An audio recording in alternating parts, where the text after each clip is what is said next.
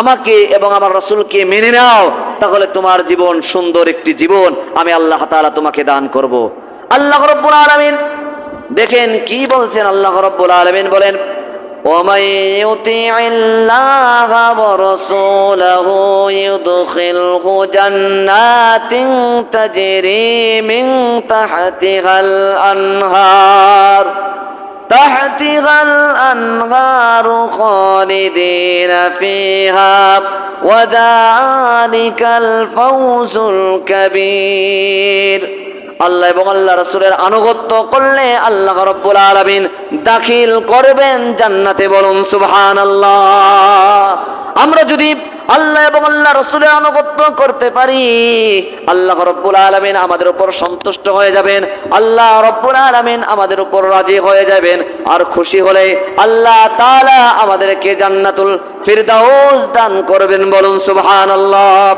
আল্লাহ রাব্বুল আলামিন সূরা আহজাবের মধ্যে আল্লাহ তাআলা বলেন, ওয়ামান ইয়াকুনুতু মিনকুন্না লিল্লাহি ওয়া রাসূলিহি ওয়া তা'মাল সালিহান নুতিহা আজরাহা মাররাতাইনি ওয়া আ'তাদনা রিজকান কারীমা।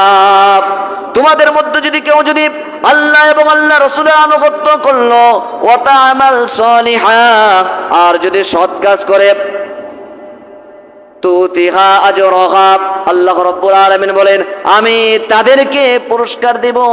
শুধু পুরস্কার দিয়ে সম্মানিত করবে না। আল্লাহ রাব্বুল আলামিন বলেন মাররাতাইনি ওয়া আ'তাদনা রিজকান কারীমা, এবং আমি তাদের জন্য সম্মানজনক রিজিক আমি তাদেরকে দান করব।